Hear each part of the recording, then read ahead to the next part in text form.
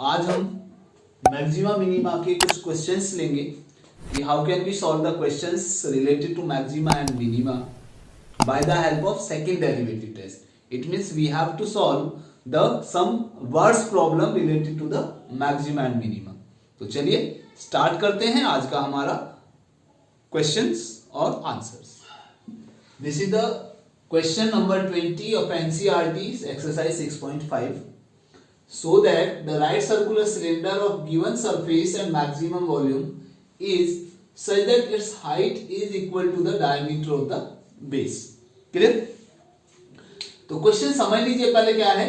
एक तो इसमें राइट सर्कुलर सिलेंडर दिया हुआ है स्टूडेंट्स, सिलेंडर दिया हुआ है.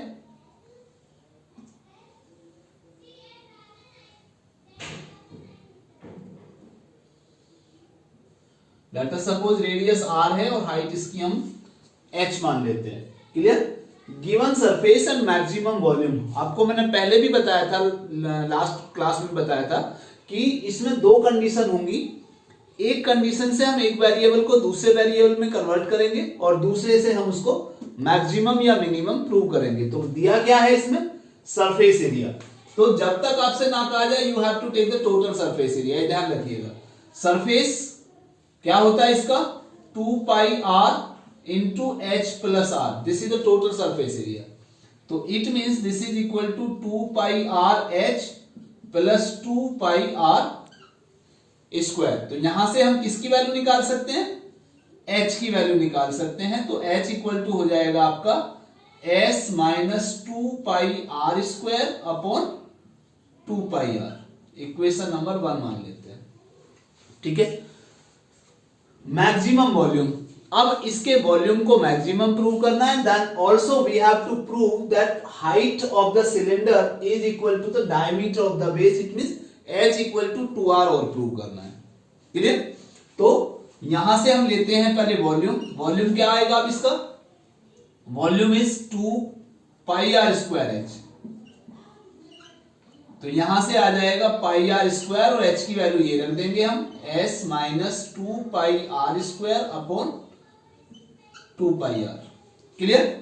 तो ये एक तो पाई से पाई कैंसिल, एक r कैंसिल. इसको अंदर मल्टीप्लाई करोगे तो ये आ जाएगा आपका sr बाई 2 और माइनस 2 से 2 कैंसिल हो जाएगा. That is pi r cube हो जाएगा. This is the volume B. यहां तक की प्रॉब्लम आती है थोड़ी सी कि how can we find out the function. यहां हमने फंक्शन फाइंड आउट कर लिया. s हमारा कांस्टेंट है, पाई इज आल्सो कांस्टेंट. तो we have to differentiate with respect to r. हमें r के रिस्पेक्ट में डिफरेंशिएट करना है. अब यहां से आगे का प्रोसीजर सेम है सबका, कोई ज्यादा प्रॉब्लम नहीं आती. डिफरेंशिएट करना है, मैक्सिमा मिनिमा के लिए इक्वल टू 0 करना है. r की, क्योंकि r यहां पे रेस्पेक्ट टू r करेंगे तो r की वैल्यू यानी वेरिएबल की वैल्यू फाइंड आउट करनी है. डबल डेरिवेटिव फाइंड आउट करना है और उसमें r की वैल्यू यानी वेरिएबल की वैल्यू पुट करके देखनी है. पॉजिटिव आता है तो मिनिमम, नेगेटिव आता है तो मैक्सिमम. सेम प्रोसीजर सबका यहां से आगे है. कोई बहुत ज्यादा बड़ा इश्यू इसमें नहीं है. टॉपिक समझ में आ जाना चाहिए और यहां से ये फंक्शन जो हम निकालते हैं ये फंक्शन आपका निकल जाना चाहिए. क्लियर? और इसके लिए आपको सारी चीजें, पहले फॉर्मूले याद होने चाहिए जो आपने अब तक 11th क्लास तक पढ़े हैं, चाहे वो मेंसुरेशन के हों, चाहे वो और किसी तरह के फॉर्मूले हों, तो वो सारी चीजें आपको पता होनी चाहिए. अब इसको बस r के रिस्पेक्ट में डिफरेंशिएट कर दीजिए. तो कितना आएगा?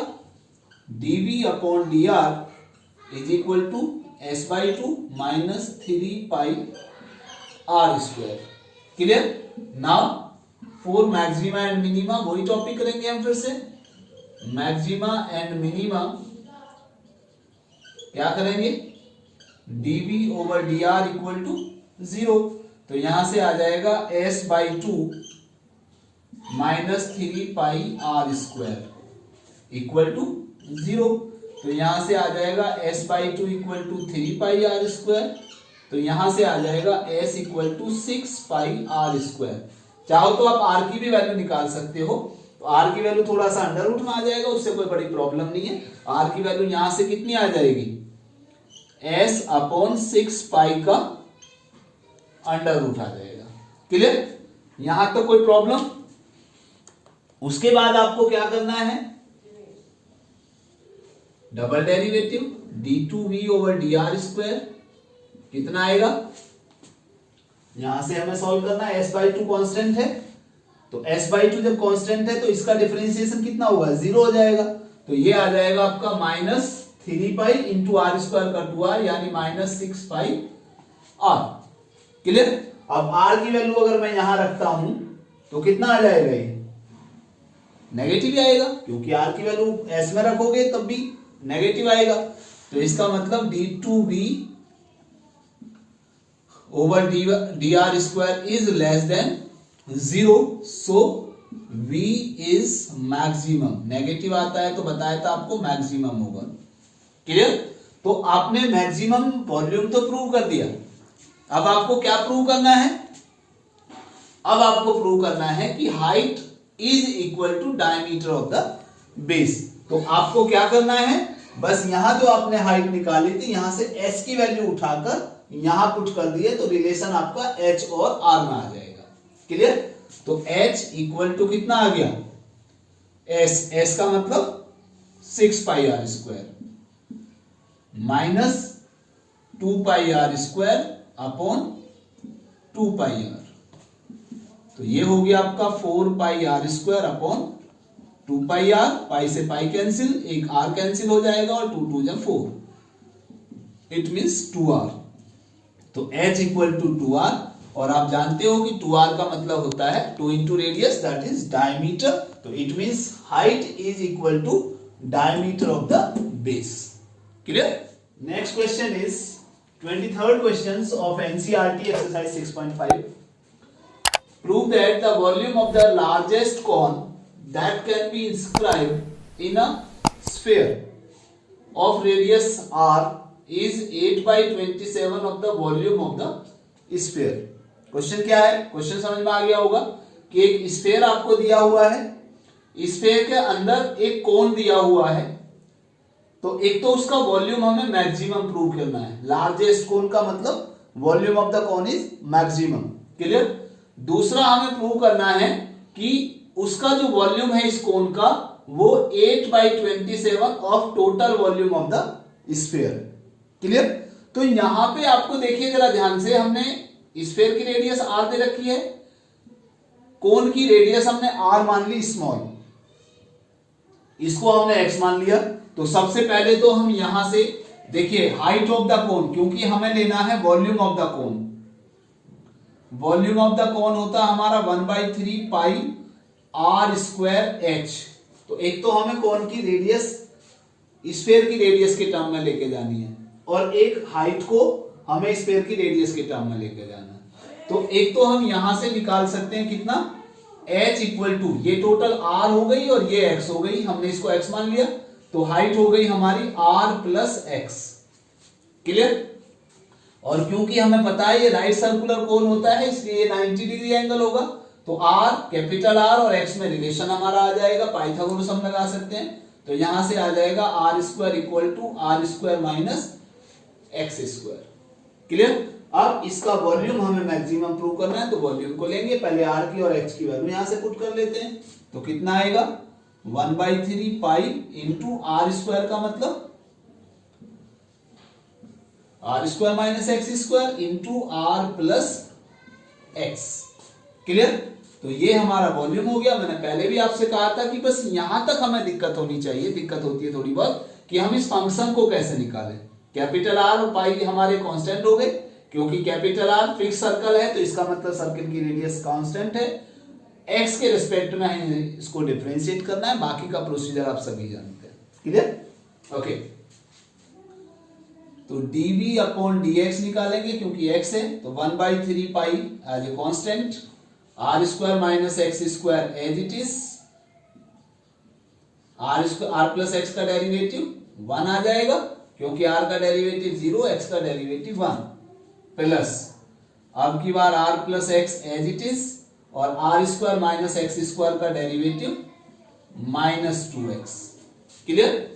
तो it will become 1/3 pi into r square minus x square minus 2rx और माइनस 2x स्क्वायर। तो it will become 1/3 pi into R square minus 2rx और minus 3x square. Now this is dv by dx. Now for maxima and minima,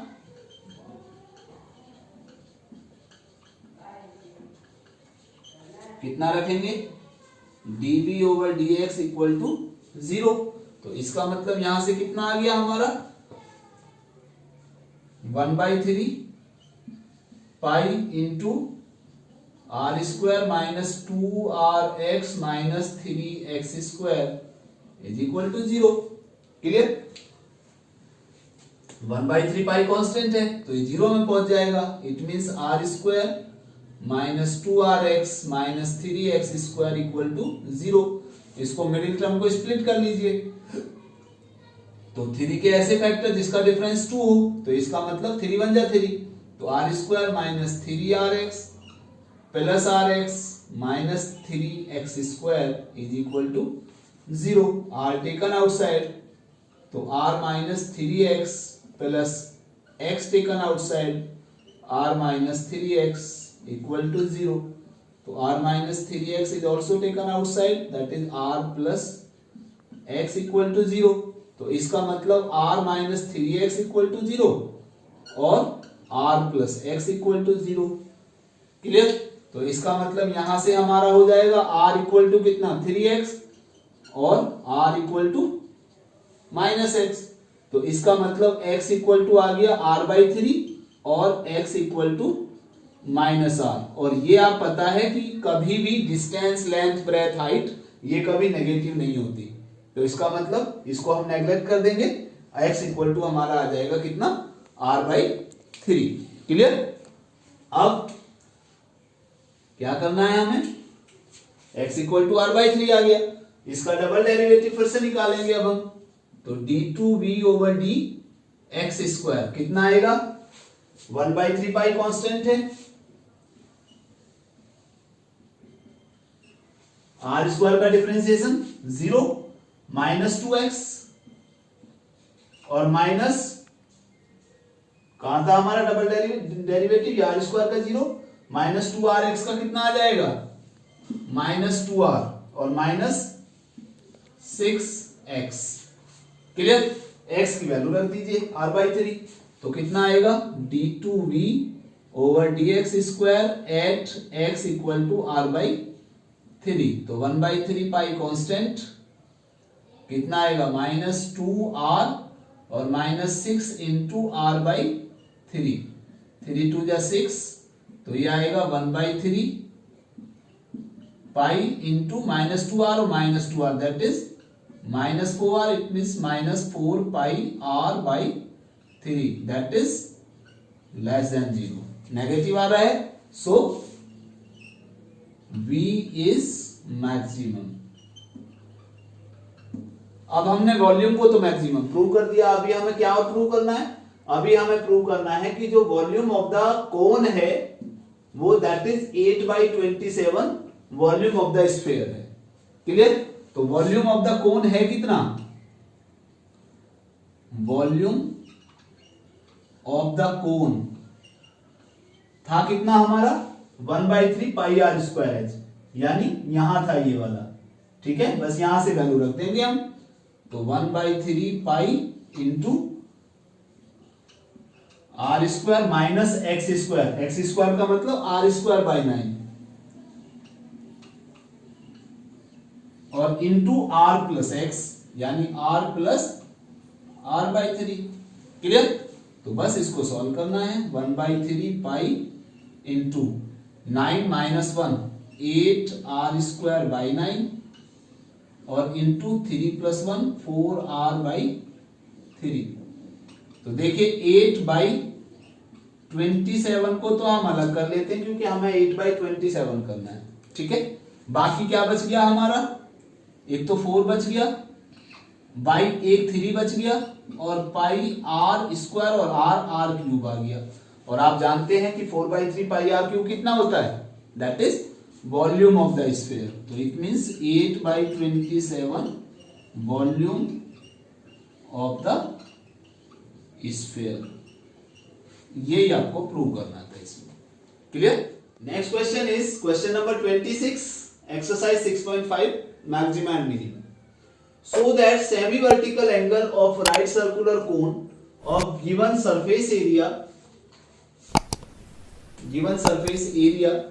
of maximum volume is sine inverse 1/3। Clear? तो इसका मतलब एक कोन आपको दिया हुआ है जिसकी रेडियस हमने r मान ली, हाइट h है, स्लैंट हाइट l होती है।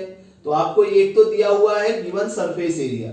सरफेस एरिया दिया हुआ है तो आपको पता है सरफेस एरिया जब तक कुछ ना कहा जाए you have to take the total surface area. तो that is pi r into l plus r। This is the total surface area of cone. It means pi r l plus pi r square. तो यहां से हम l की value निकाल सकते हैं s minus pi R square upon pi R. Clear? अब volume को हमें मैक्सिमम प्रूव करना है तो वॉल्यूम क्या होगा 1/3 pi into R square H. तो 1/3 पाई। अब देखिए यहां पे आर और एच में है तो यहां से पहले तो हम एच को एल में और आर में लेके जाएंगे by Pythagoras theorem.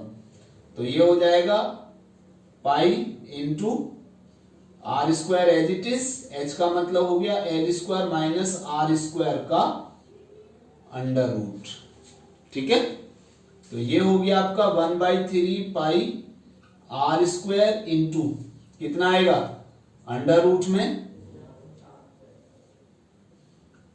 L square की एल की वैल्यू रख दीजिए तो कितना आएगा S minus pi R square upon pi R का whole square minus R square. Clear? अब देखिए दो चीजें होती हैं, एक तो आप इसको डायरेक्ट सॉल्व कर लीजिए, अंडर रूट में सॉल्व करना थोड़ा सा टिपिकल होता है। तो आप इसको स्क्वायर कर दीजिए तो ये अंडर रूट कैंसिल हो जाएगा और आप एक लाइन यहां पे लिख दीजिएगा। हम पहले स्क्वायर कर लेते हैं। वी स्क्वायर हो गया आपका 1/9 pi square r4 into S minus pi R square upon pi R minus R square. इसका स्क्वायर होगा पहले और माइनस आर स्क्वायर। तो ये आपका स्क्वायर हो गया, अंडर रूट कैंसिल हो गया।